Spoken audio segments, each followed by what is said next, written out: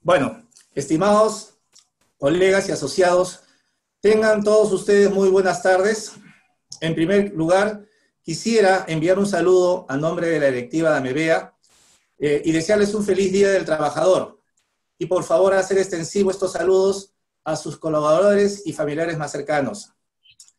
En el Perú, como bien saben todos, estamos pasando por momentos difíciles debido a la pandemia ocasionada por el COVID-19.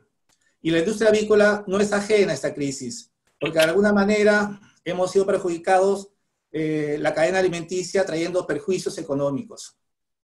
Esto nos está enseñando a ser solidarios y a modificar nuestros estilos de trabajo y a ser más cuidadosos y exhaustivos en la bioseguridad.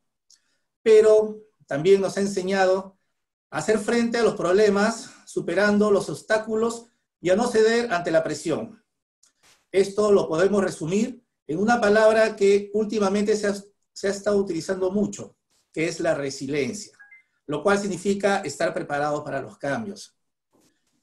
De acuerdo a esto, y en esta oportunidad, AMEVEA también ha tenido que reinventarse y dejar los acostumbrados viernes avícolas presenciales por las ponencias online para continuar con la misión fundamental de la AMEVEA, que es la de capacitar a todos los asociados. Para hoy, habíamos logrado convocar a 3 expositores con experiencia en el tema y su implicancia, ¿no? Lamentablemente, por razones ajenas a su voluntad, el doctor Miguel Quevedo, que era el segundo expositor, no podrá acompañarnos en esta oportunidad, pero nos envía saludos y éxito, y bueno, también las disculpas del caso, ¿no? En esta primera videoconferencia. Bueno, en primer lugar, como expositora nos acompaña la doctora Eliani Cochea, ampliamente conocida por todos nosotros y reconocida a nivel nacional e internacional, con sus múltiples presentaciones en sanidad aviar. Estamos obviando el currículum vitae de todos los expositores para evitar que el tiempo se extienda, pero queremos manifestar que la posición actual de la doctora Eliani Cochea es jefa del Laboratorio de Patología Aviar de la Facultad de Medicina Veterinaria de la Universidad Nacional Mayor de San Marcos. Ella es médico veterinario, como bien saben ustedes, es magíster en salud animal.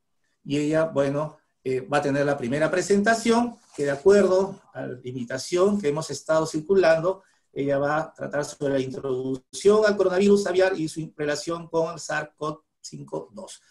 Con ustedes, le damos pase a la doctora Eliani Cochea. Muchas gracias. Gracias, Humberto. Muchas gracias y además agradecerte la presentación y también agradecerte la invitación a ti, a la directiva, la invitación a este evento. Pues este evento online no es la primera vez que lo hago así. Y bueno, y también saludo a todos los que están viendo y van a ver el audio y el video. Gracias, Humbertito. Voy a compartir la pantalla. Compartir. Y me avisan si se ve. ¿Ya se ve o no todavía? ¿Ah? Sí, conforme. Sí, ¿Se ve ya? Sí, se ve la pantalla. La voy a poner entonces en grande. Entonces comenzamos. Voy a hacer, bueno, yo he hecho mis charlas de bronquitis infecciosa, como todos saben, y está girando un poquito más que para bronquitis, que es ahora, ya es, en la taxonomía viral es un coronavirus aviar. Antes era coronavirus y era el virus de bronquitis infecciosa, ahora es coronavirus aviar. Y el tema es hablar un poquito del coronavirus, pero más del nuevo coronavirus que no es aviar, sino el que está causando la pandemia, que es el SARS-CoV-2.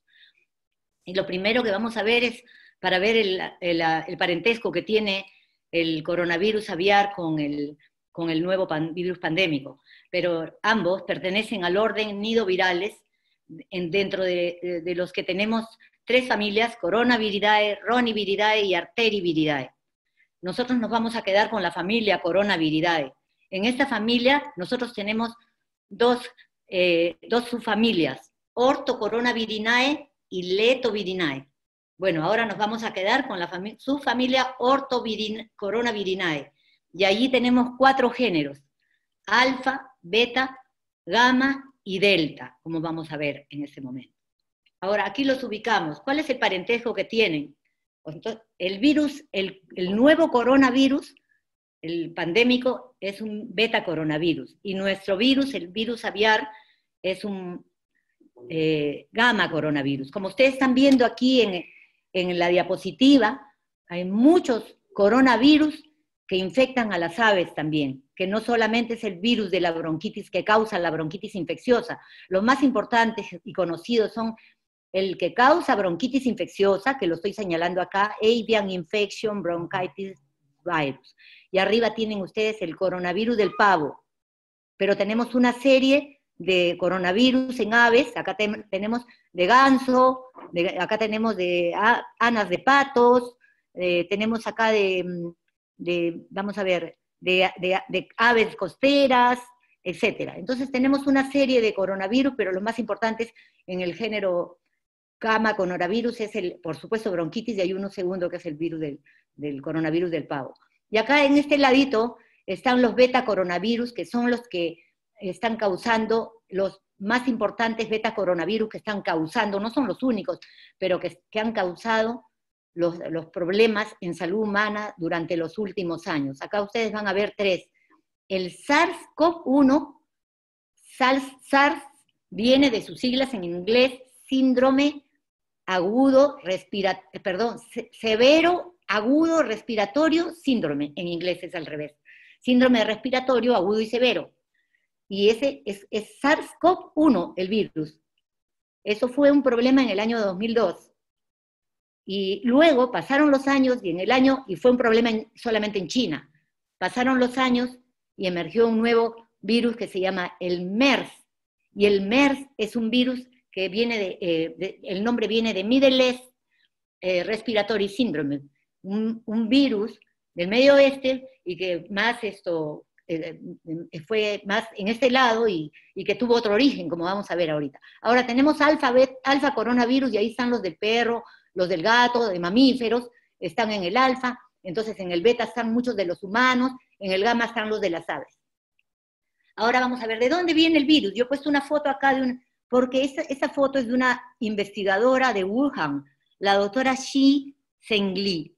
Ella justamente es la investigadora que ha trabajado mucha investigación se empezó a hacer después de la emergencia del SARS-CoV-1 en el 2002. Y a partir de allí vino el interés por analizar, estudiar y hacer, incluso desarrollar vacunas para un virus que estaba causando problemas en China.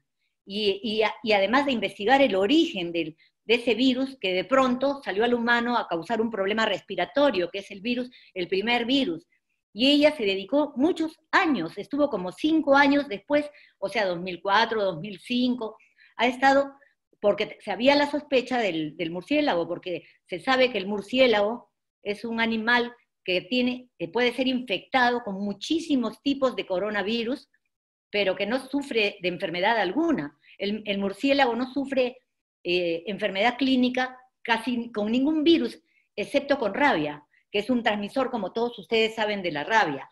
Pero ella, que la están viendo en la foto, por eso he puesto ahí cuál es el origen, porque es la que más ha estudiado después de la emergencia del SARS-CoV-1, y en ese laboratorio además se han seguido investigando coronavirus, a pesar de que ese laboratorio es un laboratorio de altísimo nivel de bioseguridad, el más alto que hay en China, y que fue hecho precisamente para poder investigar y trabajar con virus de alta patogenicidad como ébola, por ejemplo.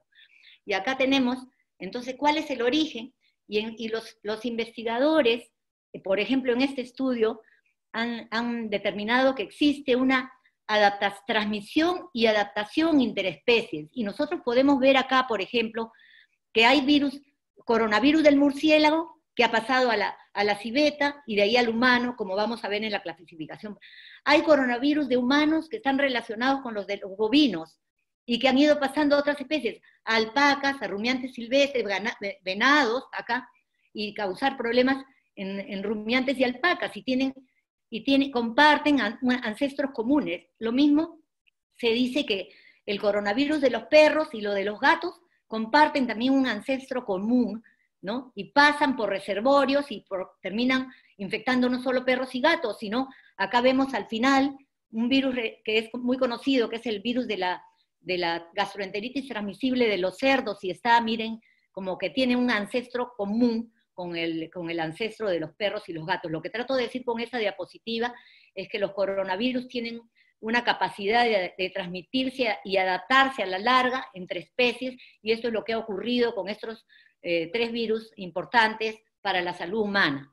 Y aquí tenemos una figura donde vemos cuál es el supuesto origen del nuevo virus. Está determinado el origen del virus SARS-CoV-1, que fue el problema de China del 2002, y el MERS, el problema del Medio Oeste del 2013, y está plenamente conocido por las investigaciones de esta profesora, de esta investigadora que ustedes vieron y que también ven aquí en actividad sacándole sangre a los murciélagos, y determinaron pues que el SARS-CoV-1 pasó por el hospedero intermediario,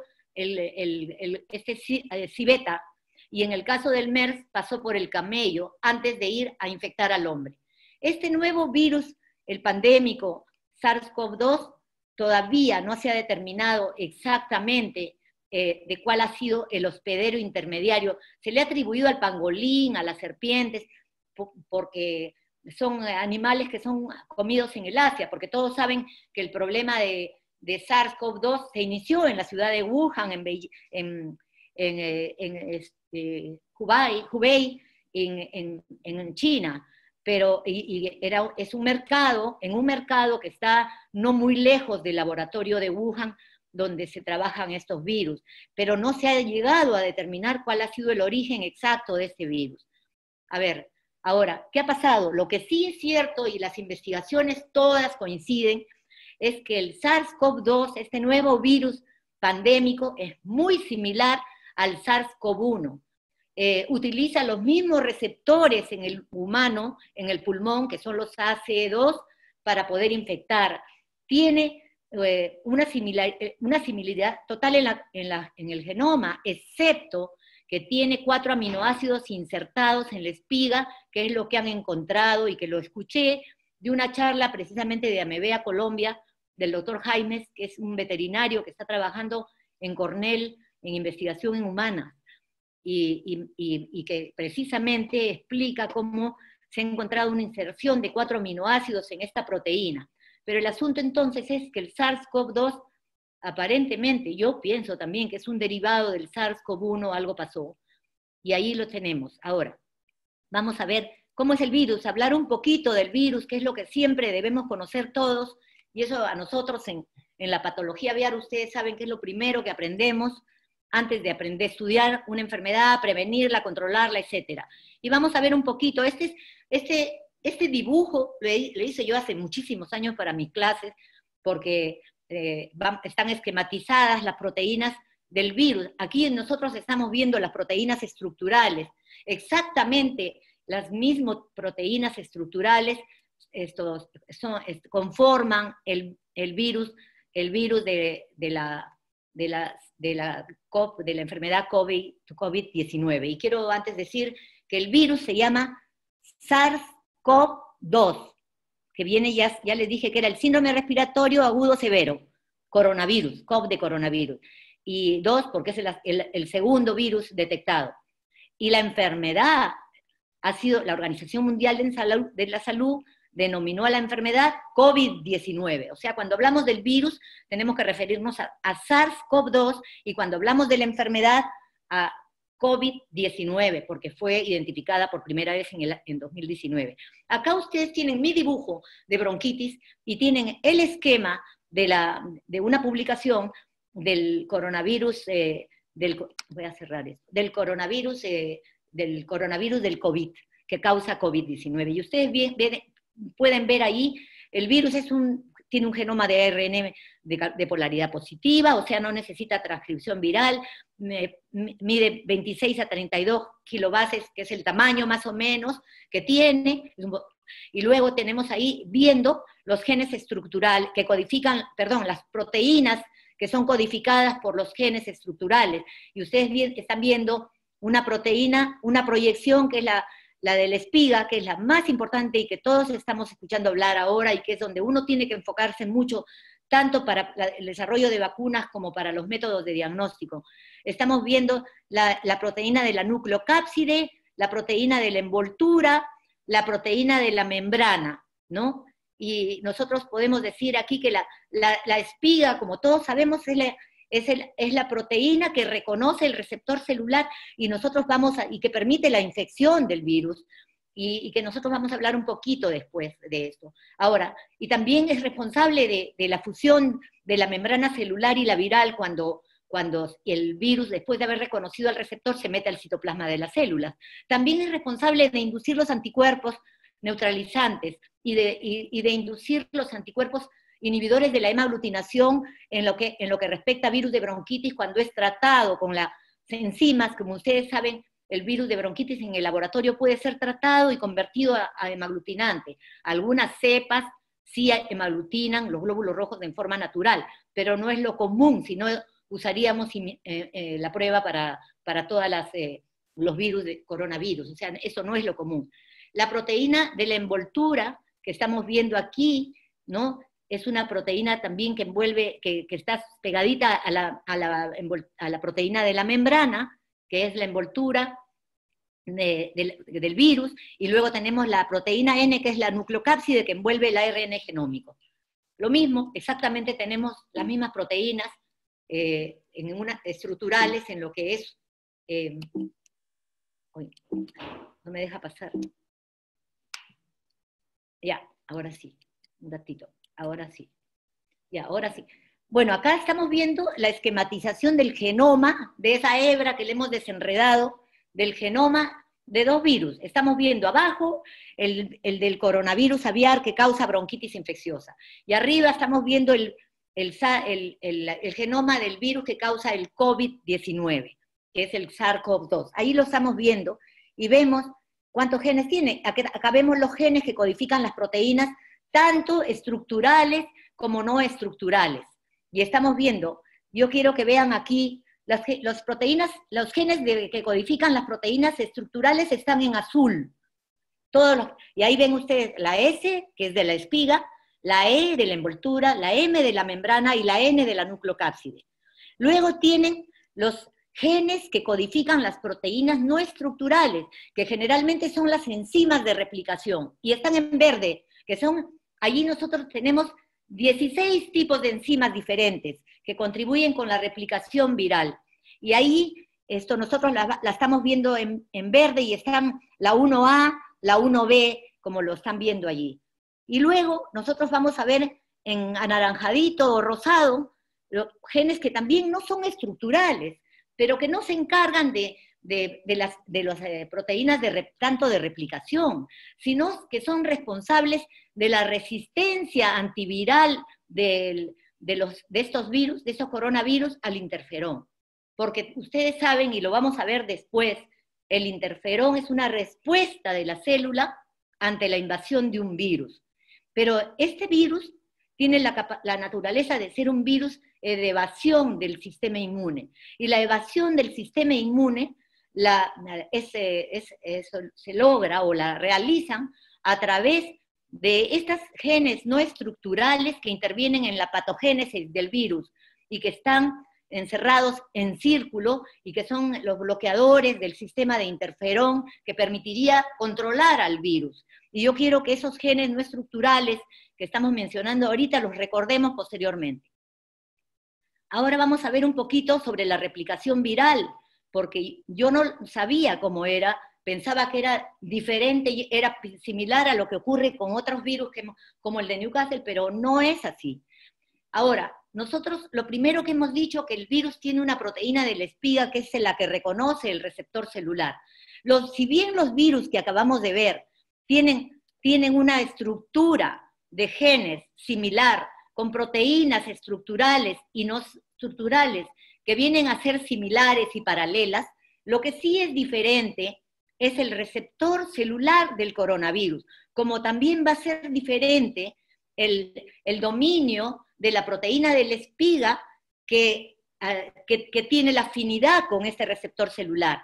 Y aquí nosotros vemos que nuestro gamma coronavirus, que es el virus de la bronquitis infecciosa, el receptor en el epitelio respiratorio es el ácido ciálico. Ahí vemos el alfa 2,3 ácido ciálico, que es lo que tenemos en las aves. Ahora, en el caso de los beta coronavirus, SARS-CoV-1 y SARS-CoV-2, el receptor es una enzima ACE2, que recibe el nombre por sus siglas en inglés de enzima convertidora de la angiotensina, y por eso se llama ACE2. Y entonces, los receptores que tiene el humano para el SARS-CoV no los tiene el ave, y los receptores que tiene el ave para el coronavirus aviar no los tiene el humano. Entonces nosotros no podemos infectarnos con las aves, con el virus de bronquitis, ni tampoco al revés. Sin embargo, al final van a ver una evaluación serológica que encontré buscando literatura, y lo vamos a ver después. Y ahí ven ustedes también el virus de la gastroenteritis transmisible de los cerdos, que tiene otro tipo de receptor, como estamos viendo ahí. Y el ACE2 lo tiene también un alfa coronavirus humano, que es el NL63, sí tiene similares a los virus SARS que acabamos de ver, porque ni el MERS tiene el mismo, como estamos viendo. El MERS tiene diferente receptor. Ahora, como les dije, que si bien la estructura de proteínas estructurales y no estructurales son similares, y hemos dicho que el receptor el receptor celular en el tracto respiratorio es diferente, también, por supuesto, es diferente la secuencia de aminoácidos que pueden haber en las proteínas, en los sitios de combinación que tiene la proteína S con el receptor. Y ahora, nosotros nos estamos quedando con la proteína S, y ahí vemos la proteína S, y todos sabemos que esta proteína, para infectar, necesita entrar en contacto esa fracción S1, porque la proteína S está compuesta de dos fracciones, una fracción S1 y una fracción S2. Que esta fracción S1 y S2 tiene que ser cortada por proteasas del huésped para que luego del reconocimiento de S1 por el receptor celular y se logre la infección, el virus pueda entrar a la célula. La S1 es responsable del reconocimiento al receptor, hemos dicho, de la inducción de los anticuerpos, pero la parte responsable del ingreso a la célula es S2, porque tiene la función de fusión, y entonces permite la fusión de la membrana celular con la viral, y entonces eso permite que el virus entre al citoplasma celular, formándose el fagosoma dentro, ¿no? Entonces, pero S1 tiene a la vez vamos a decir, dos dominios, ¿no? Uno, que es el más conocido, que se conoce como RBD.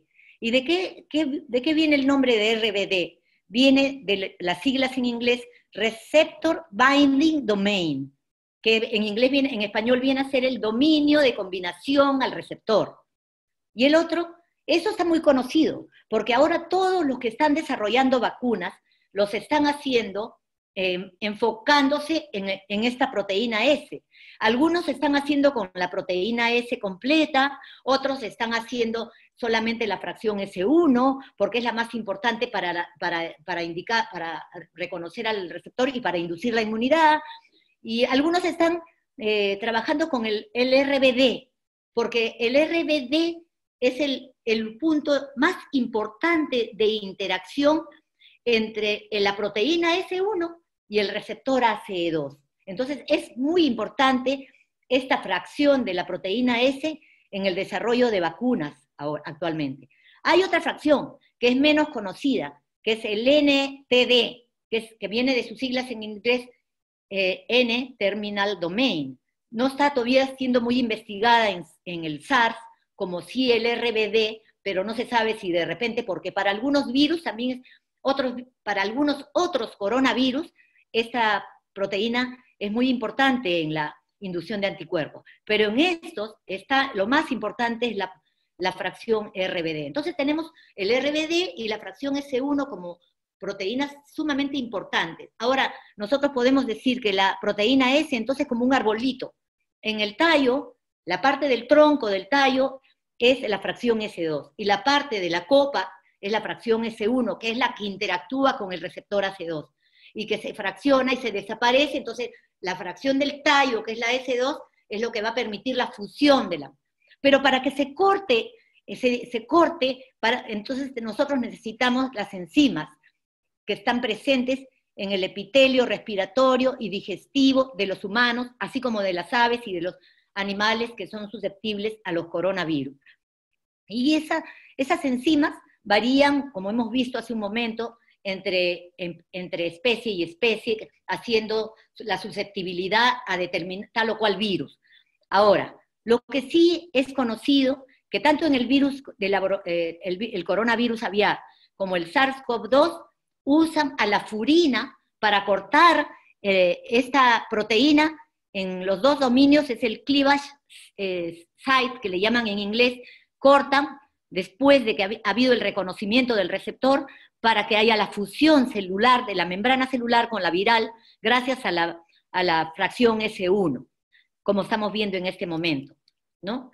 Ahora, efectivamente, la furina, la verdad que nosotros para bronquitis infecciosa no habíamos manejado esta información tanto en las clases, ni nada del desdoblamiento de la proteína S, como sí lo habíamos manejado para los virus de alta patogenicidad, como son el virus de la enfermedad de Newcastle y la influenza, en donde es prerequisito para infectar que la hemaglutinina en el caso de la influenza y la proteína de fusión en el caso del virus de Newcastle sea cortada por enzimas. La furina, la misma enzima, en el caso de Newcastle y en el caso del virus de la influenza aviar, cortan cuando se trata de virus de alta patogenicidad. Porque para esos virus, cuando son de baja patogenicidad, el virus para los problemas de bronquitis, para el estudio del virus de bronquitis, y ahora la estamos incorporando a raíz de los conocimientos del SARS-CoV. Y furina, si bien se conocía, no la manejábamos de rutina. La furina, entonces, es responsable del corte de esa proteína para permitir la infección del virus a la célula. Y ahora vamos a ver algunos diagramas de replicación viral, porque acá hay algunas diferencias con los otros virus que a mí me han llamado la atención. Ustedes saben que estos dos virus, tanto el coronavirus aviar como SARS-CoV-2, son virus envueltos, y por ser envueltos son bastante sensibles a los desinfectantes. Y la envoltura de los virus generalmente se debe a la capa lipídica que ellos tienen, como es Newcastle, como es influenza, y que es consecuencia de cuando ellos salen por gemación de la célula, arrastran la membrana lipídica de la célula que han infectado. Y entonces, en este caso hay una diferencia, porque estos virus son envueltos con esa capa y son también sensibles, muy termosensibles, por eso no son como los virus no envueltos, desnudos, que resisten al ambiente. Pero esa envoltura no la sacan de la membrana celular, sino la sacan del retículo endoplásmico. O sea, ellos salen casi completitos del retículo endoplásmico. Como todos sabemos, el virus tiene que tener las fases son de ataque al receptor, y hemos visto que eso va a ser la proteína S1. La entrada, o sea, la fusión por la fracción S2, se fusiona la membrana celular y se forma el endosoma. Y ahí tenemos el virus completo, con su S1 nada más, dentro y luego tiene que romperse el endosoma para liberar el ácido nucleico. Y una vez que se libere el ácido nucleico, van a comenzar, como es positivo, no necesita transcripción viral. Y lo que se va a ver inmediatamente la traducción en este caso es positivo, y entonces acá dice que se transcribe, pero en realidad el virus es un virus positivo. Viene la traducción viral, la síntesis de proteínas, ¿en dónde? En el retículo endoplásmico. Y normalmente los virus pasan del retículo endoplásmico al aparato de Golgi para producir allí, para glicosilar las proteínas externas.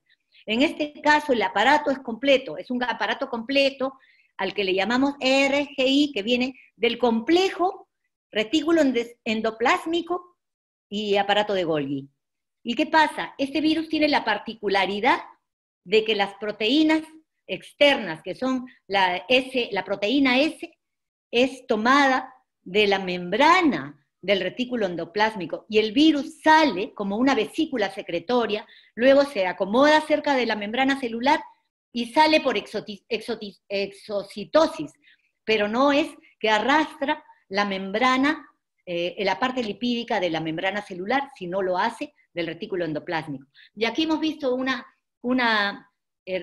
ciclo de replicación simple, como vemos, pero hemos hablado de cortes de esa proteína S, que es la más importante en entrar y es la más importante también en salir y en volver a infectar, ¿no? Entonces, acá vemos tijeritas, las tijeritas que nos están indicando, perdón, en el caso de para la fusión entre la membrana celular y viral, que está cortando la S1 y la S2 y dejando solamente a la S1 dentro. Ahora, cuando se forma el endosoma, también vuelve a haber una tijerita, porque se necesita otra enzima para cortar el endosoma y liberar el ácido nucleico. Una vez que se sintetizan todas las proteínas, que se traducen todas las proteínas y se empiezan a formar las partículas virales dentro de vesículas del retículo endoplásmico, se necesita nuevamente cortar estas vesículas secretorias para liberar el virus y para mandarlo a la cercanía con la membrana celular y volver a cortar.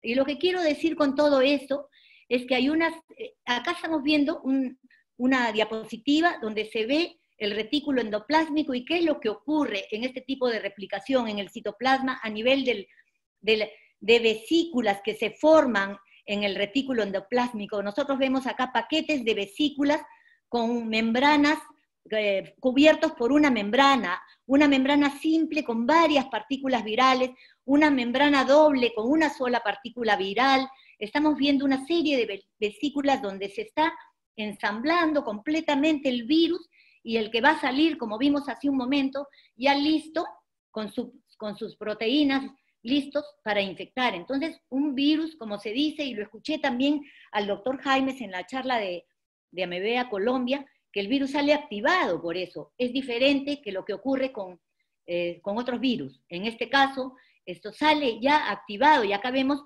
un nuevo diagrama de ver todo lo que acabamos de explicar, y las vesículas cómo son liberadas del retículo endoplásmico. Por eso es que acá hago la salvedad que está escrito: los viriones brotan de la membrana del retículo endoplasmático en un compartimento intermedio entre el retículo endoplasmático y el aparato de Golgi o complejo de Golgi, y alcanzan el medio extracelular a través de este camino, hasta para ser liberados por exocitosis, perdón. No es como salen, por ejemplo, el virus de Newcastle, que sale por gemación de la membrana, arrasando la capa lipídica de la célula.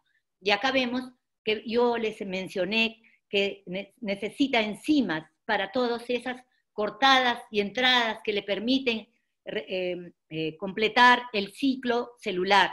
Y la primera que hemos visto es, efectivamente, hay una enzima antes de la furina que interviene. O sea, furina es la más importante porque permite la fusión de la membrana celular con la viral, pero hay otras enzimas que también están permitiendo allí que el virus realice todo el ciclo de replicación. Acá vemos una proteasa que es la serina. Acá vemos catepsinas para liberar al virus que está en el endosoma.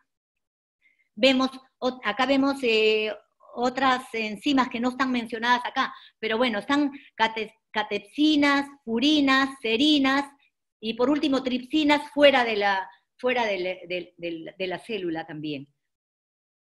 Y acá vemos, este es un trabajo, porque es tan importante esto de los receptores, porque nosotros decimos, ¿a quién puede infectar? ¿Por qué nos importa saber si este virus que tanto miedo le tenemos, que esto puede infectar otros animales, ¿no?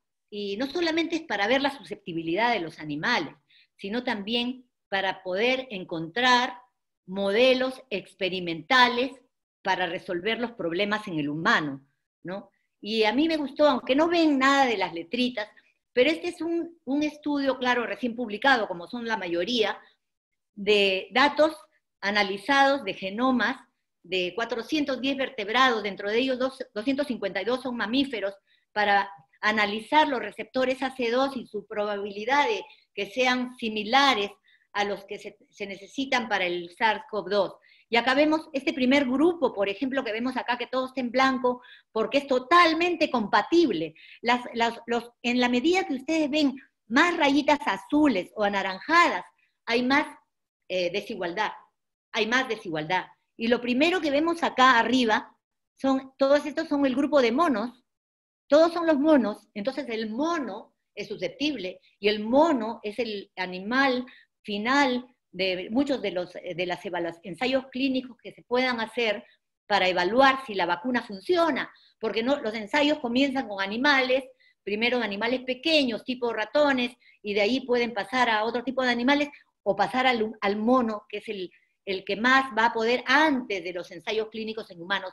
Entonces me gustó mucho ese trabajo porque clasifica la compatibilidad de receptores como muy alta, como es en el mono, como alta, como mediana, como baja o como muy baja. Y esto es muy importante para la ciencia.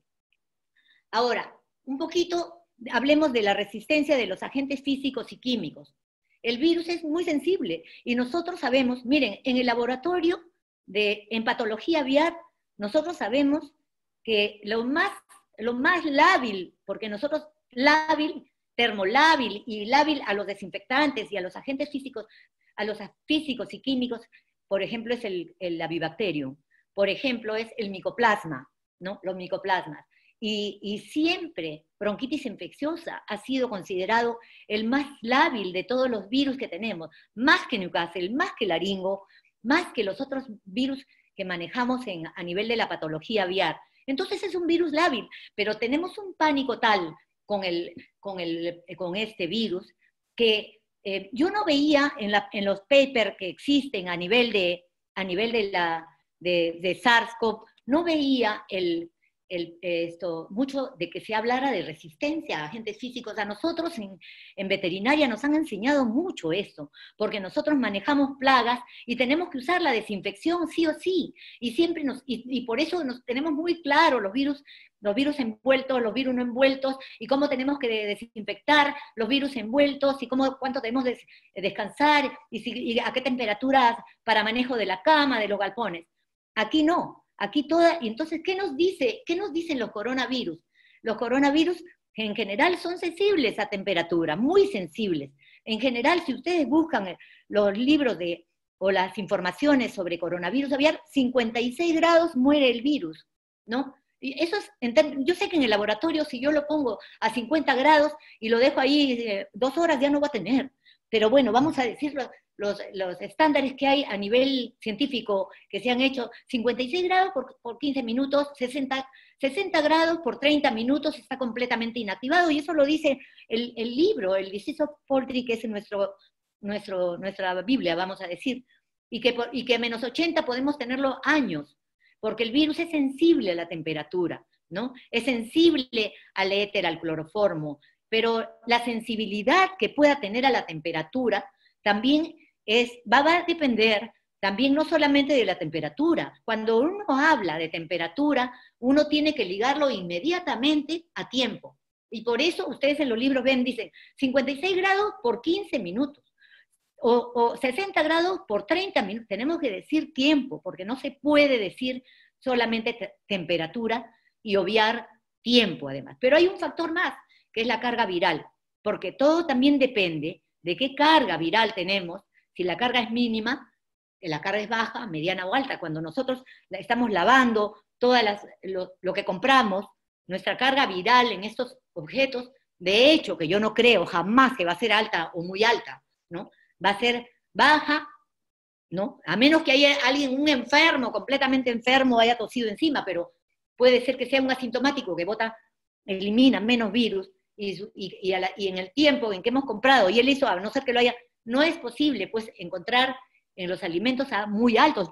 Eso es una opinión personal. Pero el tiempo es importante, porque a mayor carga viral sí va a haber. Y esto, por ejemplo, va a haber si yo trabajo en el laboratorio y tengo que manipular una muestra de esputo, entonces allí sí, mi carga, yo sí me puedo infectar.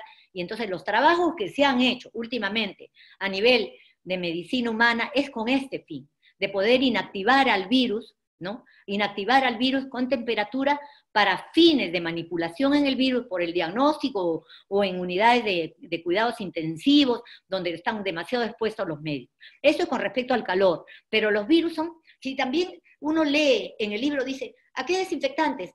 En este caso, todos los desinfectantes actúan contra el virus, coronavirus aviar, ¿no? Sin distinción entre ellos. Sin embargo, nosotros también andamos preocupados y ahora, claro, estamos usando cloro, a veces intoxicándonos, malográndonos la vista y todo por la preocupación y desesperación, y yo creo que hay que tener cuidado con eso, porque yo sí creo que los detergentes nos ayudan bastante, y pues, lavar todo lo que uno trae, yo lo lavo con el mismo detergente de la lavavajilla, y estoy segura que no va a haber, bueno, sigo sana, y tengo bastante tiempo haciendo acá eso, y no pasa nada. O sea, el virus es sensible. Y si ha habido una, digamos, publicación que causó un poquito fue la que hicieron los investigadores en Marsella, donde dijeron que el virus muere a 98 grados centígrados, a 92, grados centígrados, como están viendo, fue inactivado. ¿Por qué? Porque ellos han usado un sobrenadante de cultivo celular, que son células Vero, del más alto título, que era 10⁻⁶, y han tratado de inactivarlo, o sea, muy concentrado. ¿Y qué le han hecho? Le han hecho PCRs y le han hecho cultivos para ver en qué momento desaparecía el virus. Y es verdad que ellos confirmaron que a 56 grados el virus, vamos a decir, se redujo totalmente muy notoriamente el título viral, casi a lo mínimo, pero vieron que algunas partículas podían quedar viables. Y lo que ellos quieren tener es cero, completamente cero para esos casos de altísima contaminación. Entonces, ¿a qué cosa llegaron a la conclusión? Que necesitaban, para que no haya nada, 15 minutos a 92 grados centígrados, y es el tiempo al que ellos tendrían que tratar una muestra biológica que la van a trabajar para hacer la prueba molecular, por ejemplo. Fue hecho con ese fin. Ahora vamos a ver otro puntito, que es lo de recombinación, y nosotros sabemos que en el caso del coronavirus aviar, nosotros tenemos, este es un trabajo publicado en el año 2016 en el World Poultry Science, en el Journal, y se hablan de dos métodos vamos a decir, de evolución del virus. Uno es la recombinación y otra es la mutación, y acá lo he puesto en español, ¿no? ¿Y qué cosas van a traer como consecuencia este tipo de cambios, ¿no? En el genoma, ¿no? Que pueden ser son pequeños, pero a la larga van dando una variabilidad genética, una variabilidad fenotípica, una variabilidad antigénica que puede derivarse también en diferente tropismo y virulencia, porque todos saben, por ejemplo, nosotros teníamos cepas respiratorias y de pronto aparecen y emergen cepas nefrotóxicas, entonces, y también de pronto aparece una cepa como Arkansas que tiene mayor virulencia, entonces dar lugar a virus cada vez diferentes, ¿no? Diferentes serotipos, variantes, diferentes protectotipos, ¿no? Que pueden causar diferentes signos, lesiones. Ahora, ¿qué pasa con el COVID? Porque también se está hablando de mutaciones, y lo veo y lo leo en diferentes publicaciones. Ahora, las publicaciones que están habiendo son publicaciones que están dejándosela publicar sin que tengan tampoco la revisión de los pares a los que normalmente es exigido, las revistas científicas exigen, porque están desesperados, el mundo está desesperado por tener información de resultados del mundo que puedan ayudar a combatir esta pandemia. Pero una de las cosas que sí se está diciendo es que el virus sí muta, efectivamente, se han visto que hay mutaciones puntuales. Ustedes ven en cambios sustitución de una base, por ejemplo, acá vemos uno ATTT, y en la medida que se va infectando nuevos individuos, pueden haber pequeñas mutaciones, y en lugar de tener una secuencia ATTT, tenemos una ATCT, Y si se siguen infectando, ya no es como ATCT, sino vamos a tener una GTST. Entonces, que el virus se va modificando con mutaciones puntuales, pero hasta ahora no ha habido un cambio grande en el virus como para que digamos, no vaya a ser reconocido por las vacunas que actualmente se están haciendo, por el momento. Sin embargo, no se sabe, por supuesto, qué es lo que pueda pasar, porque es un virus que nomás tenemos 5 meses con él. Y en esta diapositiva, que es del mismo investigador, lo que se ve es, empiezan a analizar los genomas a partir de la primera cepa de Wuhan en China, que es la que está en morado, y empiezan a ver en los diferentes países, los aislados, las secuencias que han sido reportadas de los diferentes países, para poder comparar esto. ¿Y qué cosas han encontrado? Que efectivamente ellos dicen, como ha ocurrido, ese trabajo se hizo en Washington, porque la primera cepa de Estados Unidos, en Estados Unidos fue en Washington, y han analizado mucho esta y otras cepas, y ellos en este trabajo llegan a la conclusión que más o menos el virus cada 30 días tiene 3 mutaciones, es lo que ellos dicen. Entonces, esa es la situación, no sabemos qué pasa. Ahora, el otro punto es un virus que en sí, el virus no es letal, no es como el virus de Newcastle cepa velogénica, ni como el virus de influenza H5N1 de alta patogenicidad. Es un virus que lo que es muy maligno es la respuesta inflamatoria, como todos sabemos, que está dada por la tormenta de citoquinas, ¿no? Y aquí vemos en esta diapositiva, vemos, ¿qué cosa vemos? Nosotros vamos a ver a las 2 células presentadoras de antígeno. Tenemos las células dendríticas por un lado y por el otro lado tenemos a los macrófagos. Y nosotros tenemos el virus que se enfrenta con ellos. Y lo normal es que los receptores del tipo TOL de estas células tendrían que inmediatamente actuar en contra del virus. Y la actuación en contra del virus es la producción de interferón, como están viendo allí. Eso ocurriría en condiciones normales. Las vías TRL7 y MDA, que sí son en los receptores TOL capaces de reaccionar frente a virus, porque la mayoría de los otros reaccionan frente a bacterias. Pero estos dos sí tienen, estos receptores, capacidad normal de poder actuar frente a receptores virales. Y se supone que esto debería ocurrir. Pero lo que no ocurre así, porque por eso yo les dije que quería que se acuerden de estos genes no estructurales que intervienen en la patogénesis viral y que son los responsables de los mecanismos de resistencia antiviral, de los mecanismos de evasión inmune al virus. Esta resistencia antiviral va a hacer que se inhiba la producción de interferón. Entonces el virus no puede ser controlado por el organismo. Esta respuesta es la respuesta innata. Es la respuesta innata, y la respuesta innata está comprendida por toda esa respuesta que viene a ser la respuesta inflamatoria, la respuesta innata que debería controlar. Entonces no podemos controlar por el interferón, entonces empieza un retraso en la eliminación viral. El organismo no puede eliminar el virus y empieza la respuesta de los linfocitos B, T y la tormenta de citoquinas para poder contrarrestar la infección en virtud de que el interferón no se está controlando la situación. Pero esta tormenta de citoquinas lo que va a traer como consecuencia es muy maligna, porque claro, acá se secretan interleuquinas y una serie de sus componentes que esta tormenta va a terminar dañando las propias células. Como ha ocurrido también, por ejemplo, la respuesta inflamatoria en laringotraqueitis es muy severa, y eso se conoce desde el año 1930, desde cuando el virus, que es de 1920 y tantos, lo más dañino que uno ve, claro que es un virus citolítico, porque es ADN y su replicación ocurre en el núcleo. Entonces, esos son más dañinos.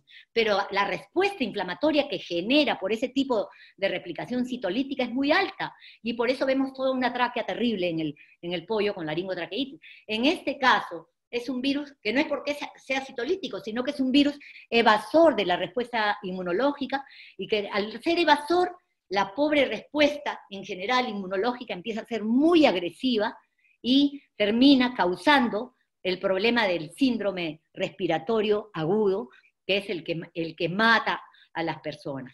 Y esta diapositiva yo me la he tomado de una charla del yo tengo un sobrino en Barcelona, pediatra, y él me pasó unas conferencias que pasan para médicos humanos, y esto es lo que ocurre con la tormenta de citoquinas y en el pulmón de las personas cuando llegan a una fase grave que terminan muriéndose, ¿no? Ahora, pero acá en los humanos se ha podido ver que efectivamente pues existen 3 estadios de infección. Un estadio temprano, que es el del reconocimiento del receptor celular y donde el virus está pretendiendo entrar a las células, ¿no? Un estadio segundo, donde ya tenemos un problema en el pulmón y empieza la fase clínica, porque el primer estadio temprano es normalmente sin síntomas. Hay una charla también de un científico médico japonés que dice que los síntomas que la eliminación viral del paciente comienza 2 días antes que comiencen los síntomas clínicos. Ustedes saben que hay asintomáticos, hay sintomáticos, leves, moderados y graves.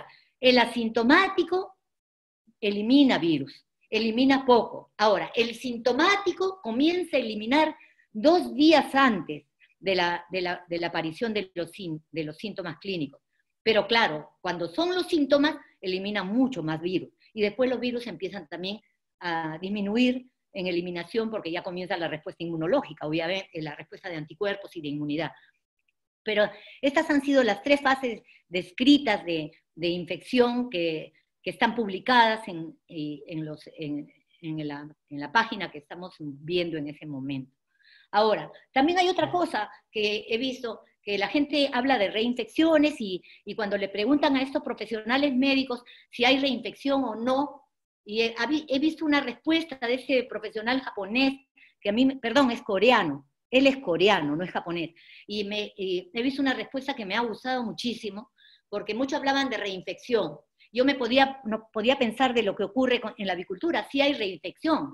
¿Por qué? Porque nosotros tenemos un virus de bronquitis que todos sabemos, la inmunidad mucosal es muy importante. Acá todavía, en este SARS-CoV, no hemos visto que se hable tanto de esa separación de inmunidad mucosal como nosotros sí la mencionamos tanto para bronquitis, que es tan importante la vacuna viva. Por eso decimos, porque induce una inmunidad mucosal que no van a producir las vacunas inactivadas, pero también me he puesto a pensar que como la vacuna inactivada induce anticuerpos, y todos decimos que es para proteger a las gallinas de la caída de producción, también va a tener un rol muy importante, seguramente los anticuerpos humorales, en el caso del humano, para evitar esa invasión a todos los demás órganos cuando hay una fase severa de que los receptores de ACE2, que además del tracto respiratorio en el humano, están incluso más en otros órganos, hígado, corazón y todos los intestinos y otros órganos. Entonces, esta respuesta humoral también va a ser necesaria, yo creo,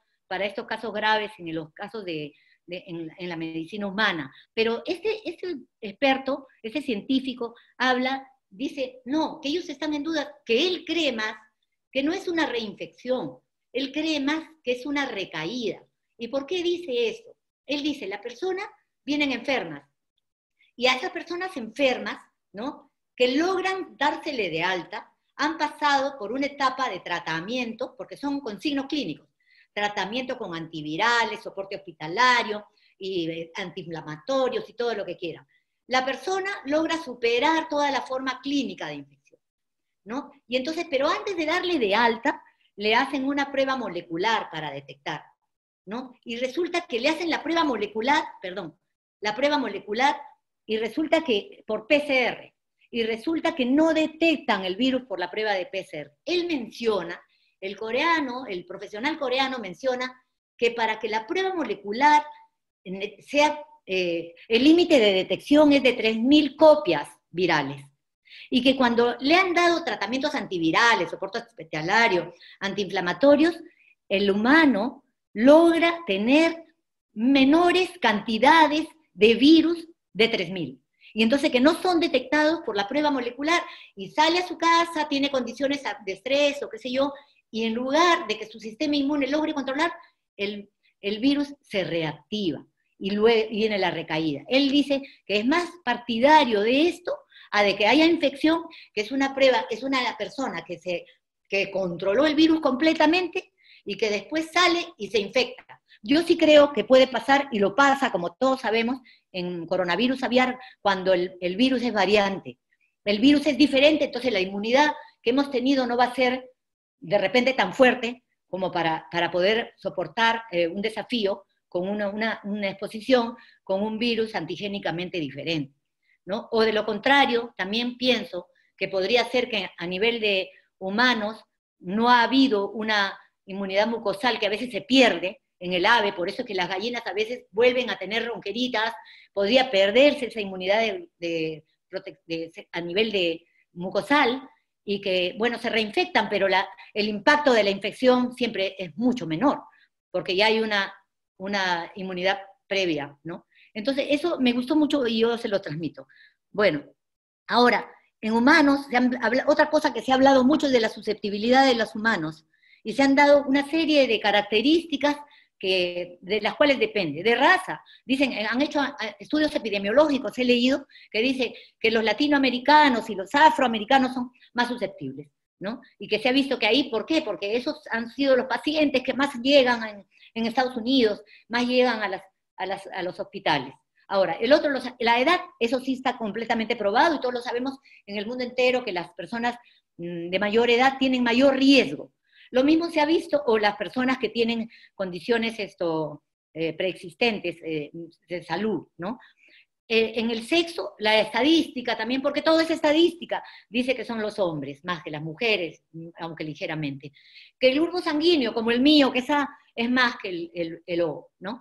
Entonces, pero también hay una susceptibilidad que está dependiente de las condiciones fisiológicas y ambientales que van a permitir en eso. Y en esto, una cosa que también he visto es lo de la altura, ¿no? Este es otro trabajo que he revisado sobre la menor prevalencia, en el que se indica la menor prevalencia frente a SARS en individuos que viven a niveles mayores a 2.500 o 3.000 metros sobre el nivel del mar, y eso debido a factores tanto ambientales, ¿no? Que dicen la temperatura ambientales que van a impedir la sobrevivencia del virus, la temperatura fluctuante de día y noche, la sequedad ambiental, la alta radiación ultravioleta, ¿no? Que puede alterar los enlaces de ARN, la menor expresión, dice que estos individuos tienen una menor expresión de la proteasa AC2 en el endotelio pulmonar, se dice que el aire es menos denso, que por lo tanto hay mayor distancia entre las moléculas y el inóculo que puedan inhalar, en la altura es menor. Pero también hay factores fisiológicos que han sido mencionados, esa menor expresión de los receptores pulmonares, después que estos individuos en la altura están aclimatados fisiológicamente y que tienen mayor capacidad de oxigenación, esa exigencia de oxígeno les ha hecho desarrollar mejor fisiológicamente su sistema respiratorio y se oxigenan mejor, esto mediado por la eritropoyetina, ¿no? Ahora, pasamos a otro puntito, que es lo que es el diagnóstico. Y en el diagnóstico, nosotros sabemos, todos aislamos nuestro virus de coronavirus aviar en embrión de pollo. El virus es fácilmente aislado en el embrión y así lo usamos. También es aislado, obviamente, el coronavirus aviar en cultivo de células, pero en laboratorio nosotros hacemos todos los diagnósticos en embriones de pollo. Estos embriones no pueden ser usados para el SARS-CoV-2. El virus del COVID-19 no se reproduce ni se replica en embriones de pollo. No tienen los receptores. Hemos dicho que el ave tiene otro tipo de receptores. Hemos dicho que es el ácido siálico. Y no hay los receptores para infectar. Y por lo tanto, el virus no crece en embrión de pollo, sino sería una facilidad, pero también sería un riesgo porque podría haber facilidad de infección al ave.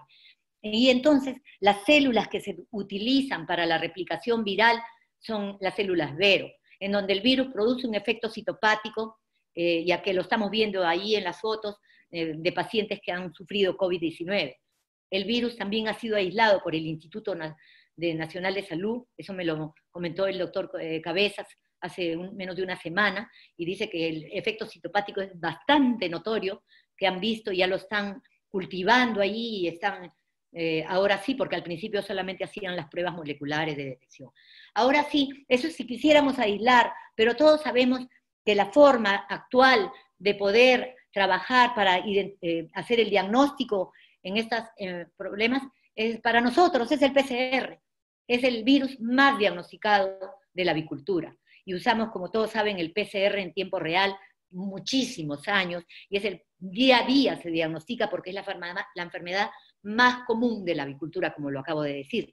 Ahora, en el caso de este virus, de coronavirus, el SARS-CoV-2, existen también los métodos moleculares. Y ustedes saben que el mundo ha tenido que implementar las pruebas de diagnóstico para poder darse cuenta de quiénes son los individuos que están infectados o quienes estuvieron infectados.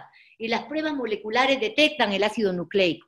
Y la mejor de todas, obviamente, es la prueba de PCR en tiempo real, pero que requiere, obviamente, de 4 a 6 horas, pero siempre y cuando ya tengas la muestra en el laboratorio donde se va a hacer la prueba. O sea, demora un poquito, requiere para este virus que es tan infeccioso, requiere de un nivel de bioseguridad, requiere de la capacidad técnica y equipos, etc. Esa es la mejor. Pero como es un poco demorona de tiempo y por todos los inconvenientes que ha habido con falta de reactivos, en el mundo se están implementando nuevas pruebas moleculares.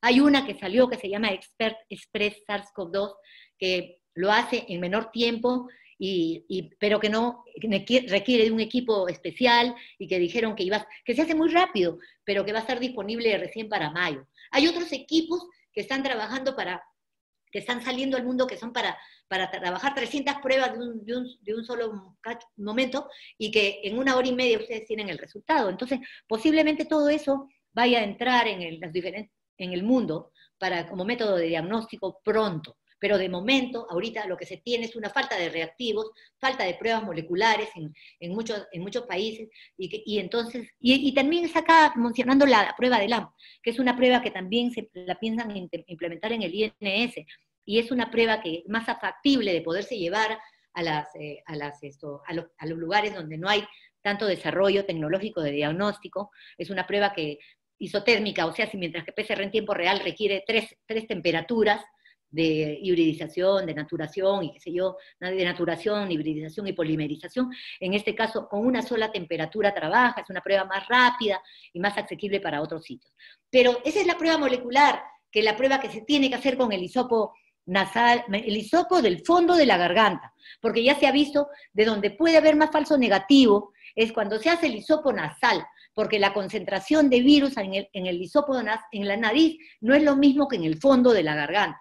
Por eso el mejor muestra es a nivel de hisopo de garganta, para que haya una carga de virus suficiente, ¿no?, en individuos que recién comienzan la infección o que ya están pasando, y poder tener la sensibilidad de poder detectarla por la prueba molecular.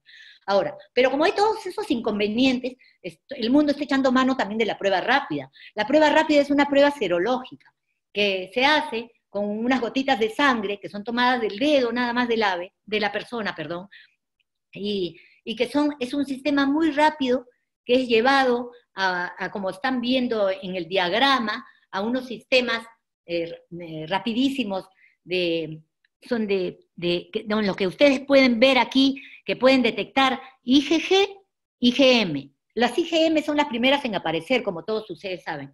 Generalmente comienzan a aparecer al 5.º día, pero las van a poder detectar a partir del 7.º día recién. Y las IgG comienzan un poquito más tarde, pero son los verdaderos anticuerpos neutralizantes. Entonces, cuando uno hace la prueba rápida, uno va a detectar positivo cuando ya se han producido los anticuerpos. O sea, por lo menos 8, 9 días después de haberse infectado la persona, y tal vez más, porque en esa fase recién está con la fase clínica. Normalmente nosotros sabemos que los anticuerpos se detectan cuando desaparecen, empiezan a desaparecer los signos clínicos. Ahora, ahí ustedes van a ver que la lectura se va a dar como positivo cuando van a tener las bandas de IgG o IgM positivos. El control es la banda de arriba. El IgG es la banda del medio, y el IgM es la banda inferior. Aquí están los diferentes medidas terapéuticas que se han dado, claro, cuando esta charla tiene como 2 semanas, y cada vez o 3, y cada vez se van adicionando nuevas cosas.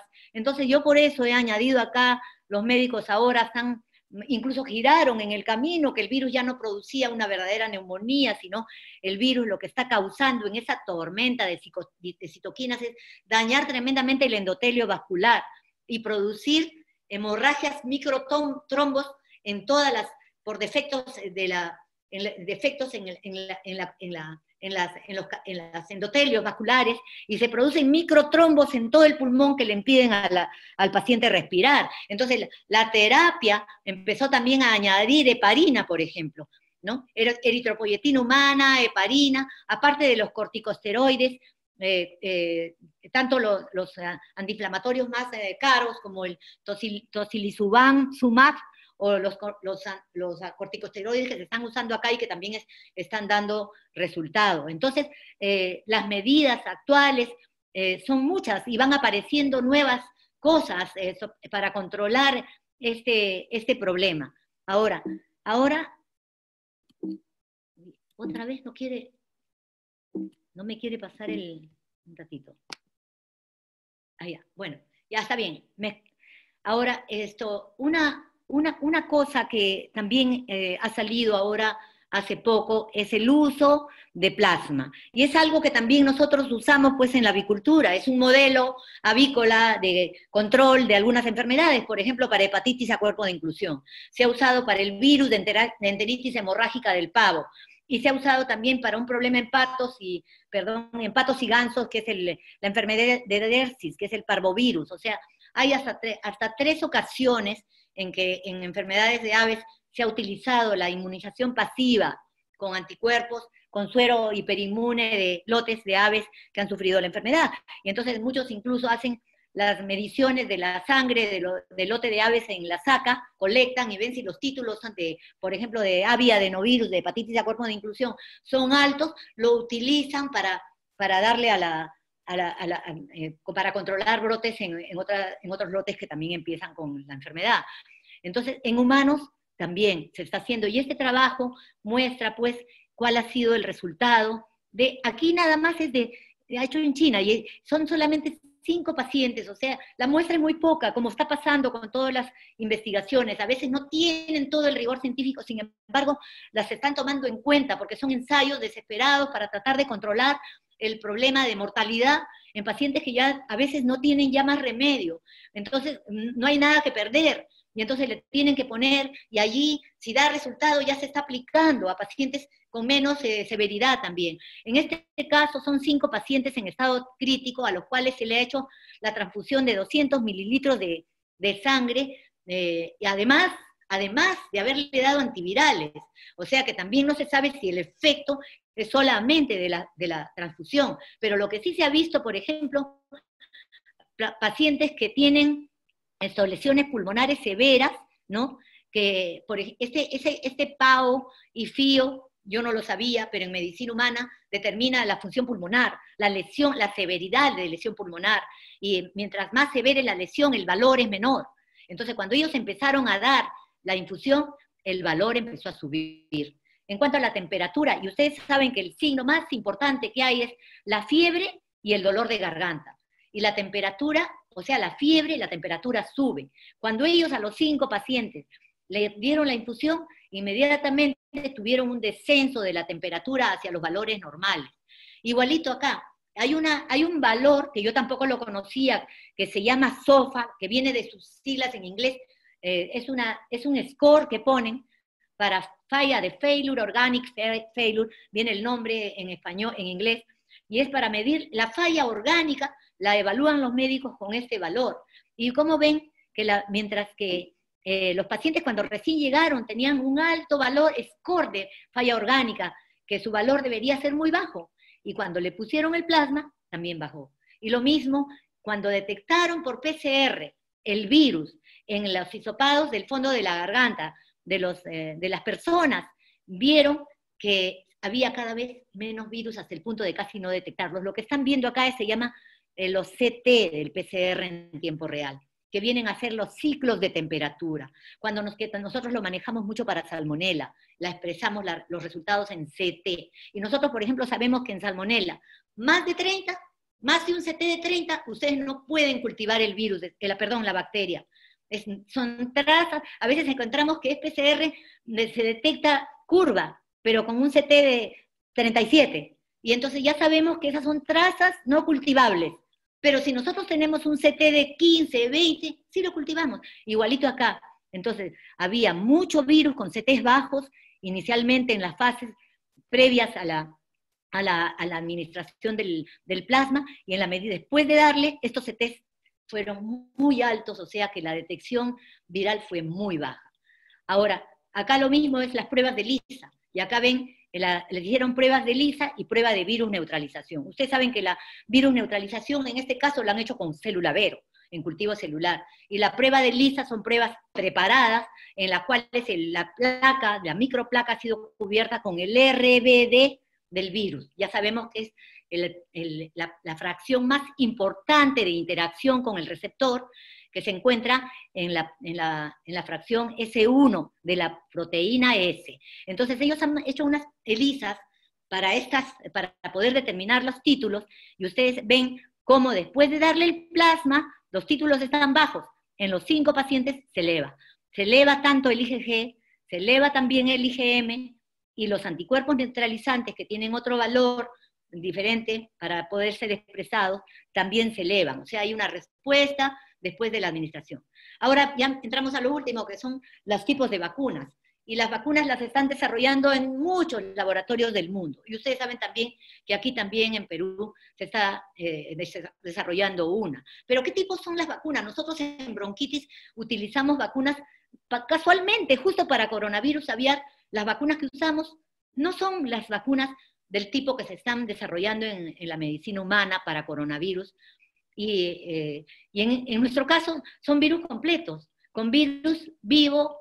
Nosotros le llamamos a virus vivo modificado. A mí hay alguien que me dijo, ¿son un virus vivo o virus activo? Bueno, vamos a decir virus vivo o virus activo modificado, ¿no? ¿Por qué modificado? Porque partimos de un virus virulento, no virulento, pero un virus original que está causando el problema, y lo empezamos a pasajear en el embrión de pollo o en cultivo celular para atenuar esa virulencia y concebir un virus modificado, o sea, atenuado, que lo podemos usar como vacuna. Eso es lo que usamos con los virus completos. Y también tenemos, como todos sabemos, ese virus completo inactivado, o sea, muerto con betapropiolactona o con formol, y que es inyectado, y entonces nosotros usamos la combinación de los dos parabes de larga vida para producir una inmunidad mucosal por el virus vivo y por una inmunidad humoral por el virus inactivado, que protege a las gallinas de la caída de producción, ¿no? O de las lesiones tal vez renales también. Entonces, ese es nuestro modelo de coronavirus aviar. Pero ¿qué pasa con el SARS-CoV-2? Lo que se están haciendo, y que también se estaba haciendo para SARS-CoV-1, ya se estaba tratando de desarrollar este tipo de vacunas, y lo mismo para MERS, son vacunas ya más elaboradas con el uso de las técnicas moleculares, de la biotecnología. ¿Y qué tipos de vacunas tenemos? Hay vacunas, yo he visto unos papers que no pude encontrar, la cantidad de vacunas, y en desarrollo también hay virus completo, pero obviamente tendrá que ser en China, donde tienen el virus cultivado, y donde tendrán que hacerlo, por ejemplo, en un laboratorio con un nivel altísimo de virus, porque es un virus completo infeccioso, ¿no? Y de ahí poder inactivarlo completo. Entonces, quienes cultivan el virus podrán trabajar ese tipo, y quienes lo tienen. Pero quienes no cultivan el virus, como está pasando en la mayoría de países, ¿no? Y como el nuestro, están trabajando con proteínas nada más, con proteínas, sintetizando en el laboratorio estas fracciones proteicas importantes, y hay una variedad de ellas. Hay vacunas de subunidad, en la cual el antígeno, ¿cuál va a ser? La mayoría está enfocando a la proteína S, pero estas proteínas de subunidad siempre van a requerir del adyuvante. Solas no van a trabajar. Todas las vacunas de subunidad que se están haciendo con la proteína S completa, o el S1, el RBD, siempre requieren adyuvante. Por eso también se están probando adyuvantes. Y en el caso del humano, van a tener que ser adyuvantes que sean inocuos, pues, porque acá los requisitos de inocuidad y de seguridad también van a ser, y sumamente todavía mucho más altos que seguramente los que nosotros usamos para animales, ¿no? Ahora, estas proteínas son producidas en sistemas de expresión de proteínas recombinantes, que generalmente son baculovirus o pueden ser bacterias como coli, ¿no? Para producirla en cantidad y poderla después purificar y después ya tener la proteína lista, ver la dosis y junto con el adyuvante probarla como vacuna. Pero también hay vacunas, como ustedes saben, la que está por salir es una vectorizada, pero hay una también que está bastante cerca, que ya está en una fase más avanzada, que es la de ARN mensajero. Pero otra vez, el ARN mensajero es un ARN mensajero de la proteína de la espiga.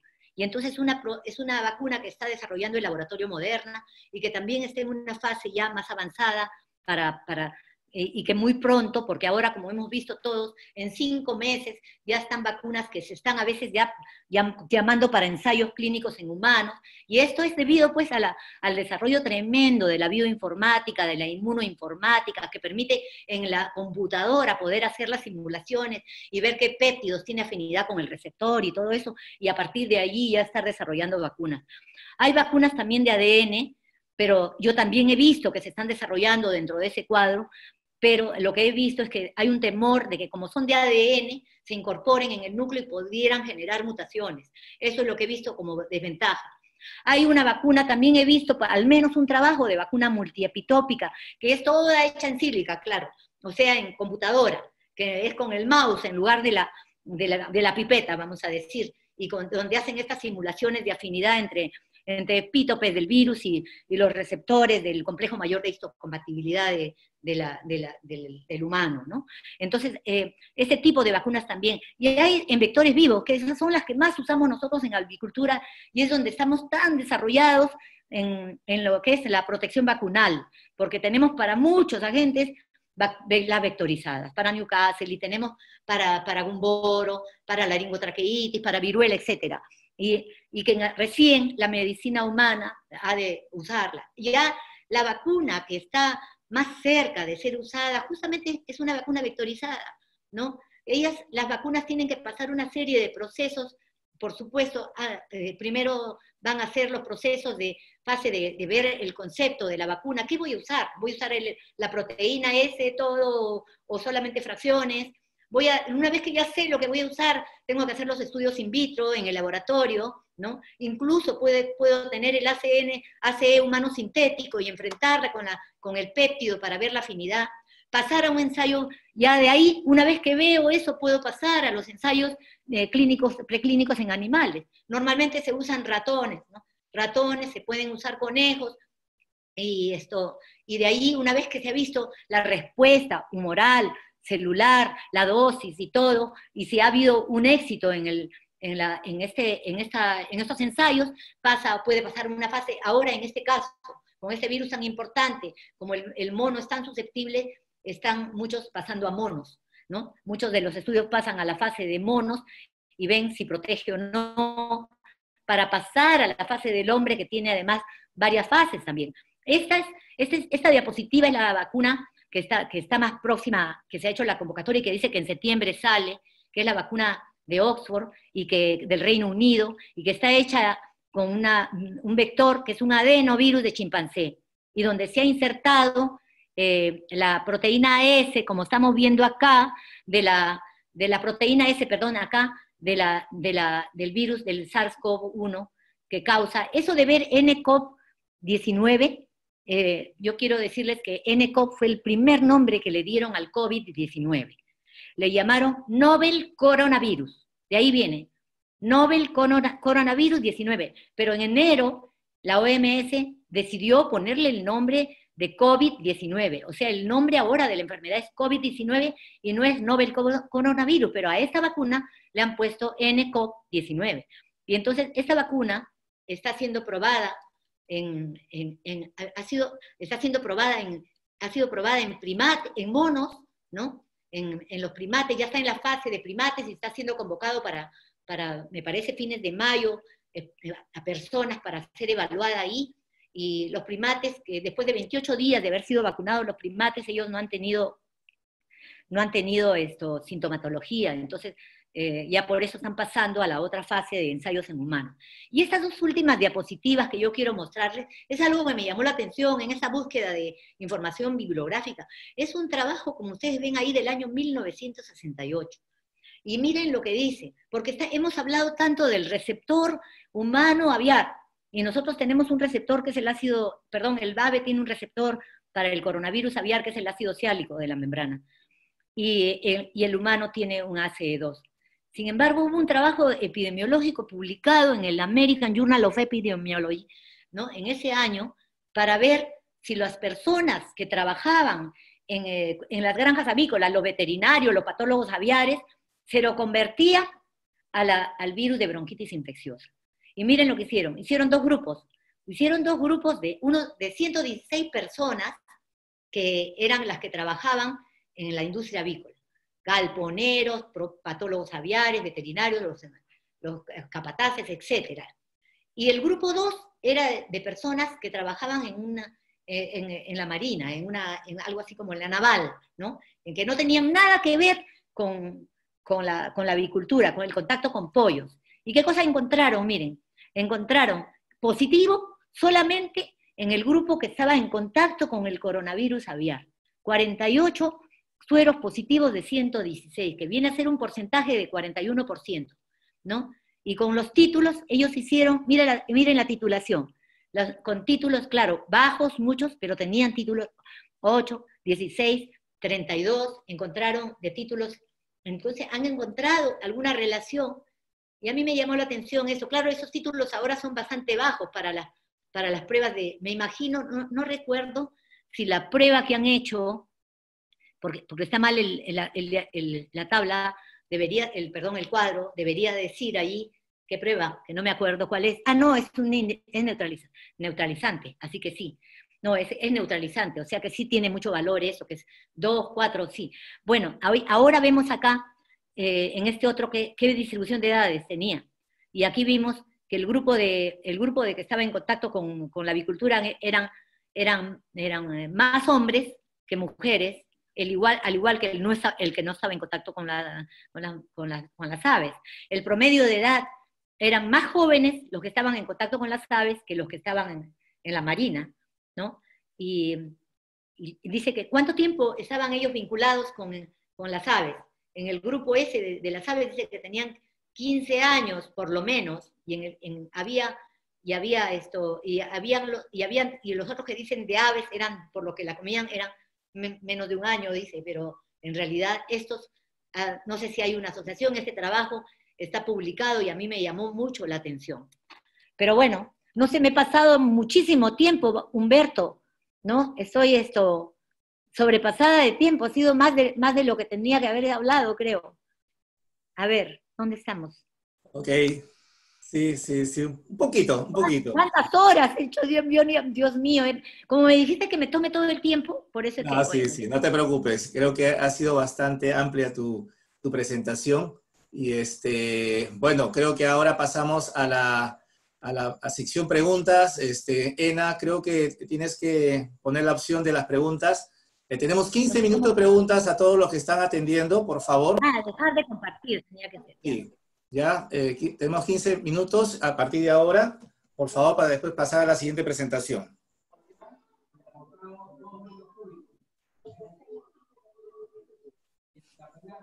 Bueno, mientras van pensando las preguntas, yo quisiera aprovechar la oportunidad, ya que has tocado también el tema humano, y creo que lo conversamos, pero creo que sería conveniente, ante toda esta lluvia de comunicados, de recomendaciones y publicaciones. De recomendaciones, comunicados que entran a las redes sociales, sobre los túneles de desinfección, sobre lo que hay que usar para desinfectante. En el caso humano, ¿no?, hay mucha controversia en ese sentido, ¿no? Mucho se habla del tema, qué desinfectante usar, en el caso de humanos, ¿no? En este caso, porque ya sabemos que para el coronavirus aviar todos los desinfectantes están funcionando bastante bien, pero para el caso de humanos esto es muy importante, ¿no? Ya ha salido un comunicado de la OPS en el cual indican que los túneles de desinfección no lo tienen permitido, ¿no? Ellos indican que básicamente el distanciamiento, 1 metro de distancia, lavarse las manos y la mascarilla, ¿no? pero como te digo, hay mucha controversia, ¿no? Entonces hay algunos que indican dentro de desinfectantes que podría ser el amonio cuaternario, ¿no? Hay otros que también hablan de ácido hipocloroso, hablan y también en las redes sociales, los que ya han colocado túneles de desinfección, pues han dicho mezcla de alcohol con agua oxigenada, con glicerina, agua, etcétera, y yo creo que es bueno saber también cuál es la opinión de parte nuestra, ¿no? Sí, Humberto, yo también he visto eso y mira, a mí me han preguntado eso, por ejemplo, me han preguntado, desinfecto los huevos, o sea, no solamente si o sea, hay preguntas. Ahora, desinfectar al humano con desinfectantes, a mí no me parece tampoco. A mí me parece, si no está permitido, a mí no me parece. A ti no te gustaría que cada día que vas a trabajar te desinfecten. Pero lo que sí debe haber es un buen control, yo creo, del uso, pues, de ropa, de desinfección del baño, quiero decir, del baño y de la lavada de cabeza, del baño, de las normas de higiene que se tienen normalmente.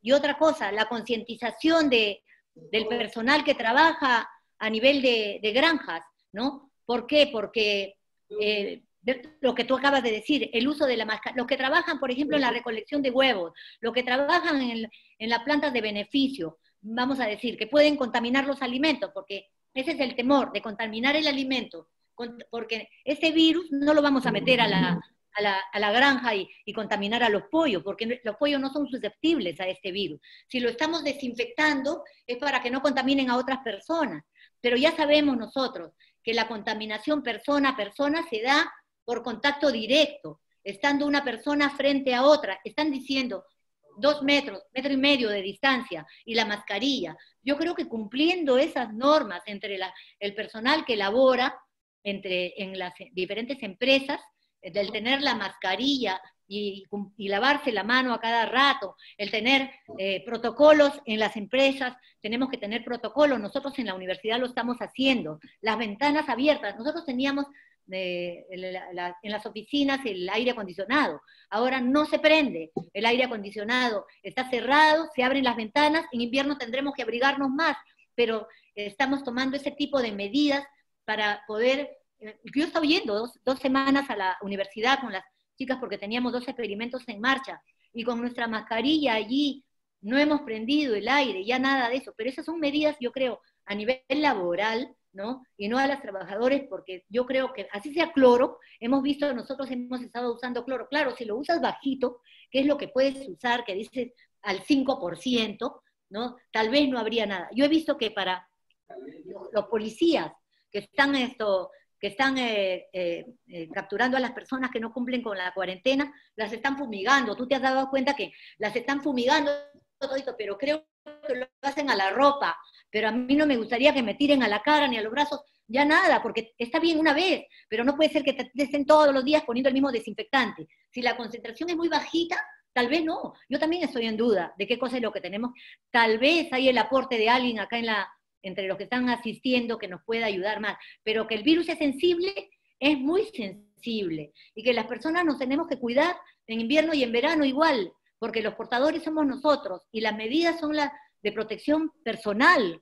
Ahora nosotros somos profesionales que tenemos ese conocimiento científico y que sabemos perfectamente. Yo creo que nos vamos a cuidar mucho mejor nosotros, los que estamos a nivel de la avicultura, que otra gente que no maneja estos temas. Yo tampoco no te podría dar una recomendación perfecta para la avicultura, pero a mí no me parece que a las personas se les fumigue de pies a cabeza. A mí no me parece. Me parece válido. Me parece válido. Mira, acá tengo 2 preguntas, Eliana. La primera, ¿cuáles serían las principales diferencias y similitudes entre la bronquitis infecciosa aviar y el SARS-CoV-2 en sintomatología? ¿Entendiste la pregunta? Ya, sí, la he entendido, claro, perfectamente. Perfecto. Perfectamente. Bueno, la afinidad, la lesión más importante que causa el de la bronquitis es en el tracto respiratorio, ¿no? Y si los animales no se mueren porque el virus tampoco mata, pero los animales no convierten su carne, perdón, lo que comen. ¿Por qué? Porque no tienen la capacidad de oxigenación. Es lo mismo, o sea, no tienen una función metabólica completa porque no pueden oxigenarse bien. Entonces, la similitud es total en la afectación del sistema respiratorio. Ahora, en lo que respecta, en el pollo de engorde ustedes van a tener la mucosidad, el enrojecimiento, pero el animal no se muere. Entonces, en eso igualito pasa en el humano. El problema que yo veo en el humano y que no lo hemos, o donde se ha estudiado, es esa respuesta de citoquinas que lo lleva a la muerte. En el caso de las aves, ¿qué cosa lo mata al pollo? Porque no tiene mucho tiempo, no podemos comparar tampoco. Pero ¿qué es lo que lo mata? Las complicaciones. Entonces, en el humano también hay sepsis, porque también se habla dentro de las complicaciones no solamente los trombos, sino la sepsis, o sea, la contaminación bacteriana que termina matando al animal, a la persona. En el caso de las aves, ¿qué lo mata? La mortalidad. Nadie ha hablado de tormenta de citoquinas para bronquitis infecciosa, porque no es como en el caso de la laringo que mencioné, ese tipo de tráquea. Lo que sí hay es secreción de moco, o sea, esa tormenta, ese sistema inmune que yo no sé si en el caso del virus de bronquitis no se ha hablado ahí, no sé si están estas proteínas, estos genes de proteínas, de que codifican proteínas no estructurales, evasivas del sistema inmune, de repente son menos activas. En el caso de las personas, ¿por qué son más activas? También hay que ver, porque son en las inmunodeprimidas, ¿no? En las personas que tienen, igualito en las aves, tú también dices, si hay inmunodepresión hay más bronquitis, o sea, hay muchas similitudes que tenemos en lo que respecta al cuadro clínico, al resultado de complicaciones, ¿no? Similitudes. Ahora, ¿qué diferencias va a haber en la longitud de la vida, ¿no? En el caso de los pollos, porque bronquitis, ¿a quién le da más bronquitis en la avicultura? Al pollo de engorde. ¿Y por qué? Y es en donde es más severo. ¿Por qué? Porque las vacunas que le ponemos son solamente a un animal que tiene máximo 42 días. Y la respuesta inmune que tenemos no es lo mismo que lo que tienes en una gallina, que empiezas a ponerle varias vivas y que tienes tiempo para la respuesta inmune y le pones la oleosa, y las adultas tienen una respuesta inmune que va a proteger mucho más todo el organismo. En el caso del pollo de engorde, no puedes. Todo nada más, la respuesta es, por eso más pensamos en una respuesta local, las vacunas son vivas, ¿y qué pasa? Y las tendencias son a las complicaciones. Entonces, es diferente que en un humano. En un humano vas a tener la opción de que vamos a decir, todas las fases se empiezan a desarrollar en largo tiempo. ¿Cuándo se contaminan los pollos con bronquitis? A los 30 días, pero salen 12 días después. Las personas a veces están 20 días en cuidados intensivos y llegan a la fase grave, ¿no? Ahora ya se sabe que todos los tratamientos deben hacerse en la fase 1 o 2. En la fase 3 ya son los desesperados, que es lo que han dado lugar a aparición de nuevas medidas, ivermectina y todo eso, por la desesperación para salvar. Pero yo creo que hay similitudes, pero la diferencia más grande es el valor humano y el tiempo que puede vivir un humano, a diferencia del pollo de engorde, que es un animalito donde no podemos ver lo que podría ocurrir si no lo vacunamos más y sigue, de repente hay tormenta de citoquinas, no lo sé, no lo sabemos, no se habla de eso.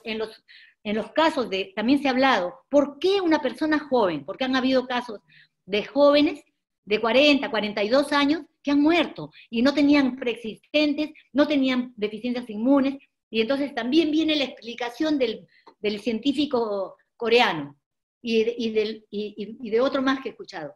Dice que la respuesta inmune es excelente, pero es tan excelente que a veces es demasiado agresiva, y la tormenta de citoquinas también logra dañar al individuo de tal manera que se mueren de una manera violenta.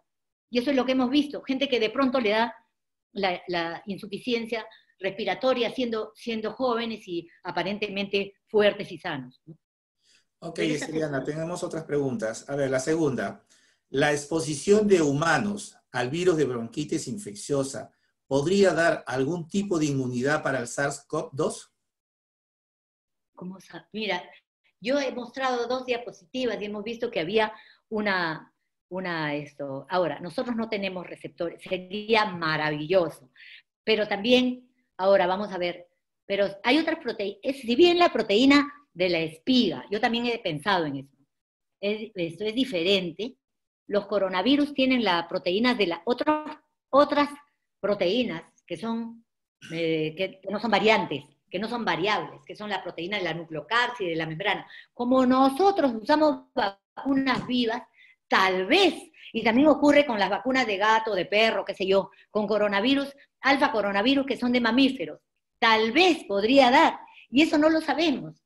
Sería muy bueno que nos podamos hacer esto, también esas pruebas serológicas que he visto que hicieron en el año 68, ¿no? Para ver, y también ver un estudio epidemiológico, pues, para ver si nosotros, los veterinarios, los galponeros, cuál es la tasa de infección y de enfermedad, de positividad, de COVID-19 positivo en personas de nuestra área, ¿no? Y en personas que no están en el área para poder saberlo, pero no lo sabemos. En teoría, no tenemos nosotros los receptores para el virus, que es un virus no se puede replicar en el embrión, pero ojalá pudiera tener una protección cruzada, aunque sea poca, y sería muy magnífico para nosotros, ¿no? Ok, una tercera pregunta. ¿Cómo se deben desinfectar los huevos para ser consumidos? Ay, Dios mío. Bueno, los huevos, la verdad que alguien me preguntó si tenía que desinfectar, imagínate, desinfectar en granja los huevos. Yo pienso que lo más importante es la educación del personal que trabaja en la granja. Y creo que ahí es donde se tiene el control de este personal, que use porque si estamos pensando en una desinfección para que la superficie del huevo no tenga el coronavirus en la superficie, bueno, que no se han hecho estudios para ver cuánto vive en la superficie de un huevo si una persona lo tose, pero es una superficie que podría haber tosido ahí. Ahora, ¿cuánto tiempo tarda el despacho desde que ponen despacho y que viene el comerciante para llevarse y hasta donde lo... Porque se ha dicho, ¿cuánto tiempo puede vivir el virus sobre superficies, sobre ese tipo de superficies? Creo que son 2 o 3 días, me parece. Más ya no vive, 2 días me parece que ha sido. Entonces, estar usando desinfección, porque también hay que ver que si nosotros lavamos los huevos con el desinfectante que se moja, también se va a perder la cutícula que tiene, que le protege de la invasión bacteriana a través de la cáscara y por los poros entrar. Entonces, yo pienso que más que desinfectar es educar a la gente. Yo creo que tendrían entonces que desinfectar también las coliflores y todos los productos agrícolas, absolutamente todo tendría que ser en este país. Y eso es un alimento, el huevo es un alimento tal cual como los otros alimentos que compramos. Y nosotros en las casas ya estamos teniendo, por eso tiene que haber una cultura de las personas en su casa. Estamos desinfectando los envases, los empaques y incluso haciendo cuarentena de objetos, ¿no? Y en el caso de los alimentos se ha dicho que no hay problema, lo que hay problema son con las envolturas. Y eso lo he leído en algún trabajo, que no hay problema con los alimentos, sí los empaques. Incluso cuando tú compras un alimento por repartidor, que ya viene preparado, las cajas, esos sí son problemas, pero el alimento no. Entonces, los alimentos nosotros los podemos lavar. Yo traigo y compro acá queso fresco y le doy un baño con agua hervida, incluso que no debería ser, con agua nomás. Y así, los alimentos se cocinan. Y para el caso de los huevos, yo no pienso que sea, porque es un alimento, o sea, particularmente para el caso, no es como un huevo incubable, ¿no? Es un huevo comercial y es un alimento más donde los cuidados se tienen que tener a nivel de las personas. Y sí que se va a implementar seguramente a nivel de empresas en los controles sanitarios para ver que estén libres de COVID, para manipular a la gente. Todo eso va a entrar y no tener que ir hacia el alimento de meterle los desinfectantes que también a la larga van a quedar los residuos ahí, ¿no?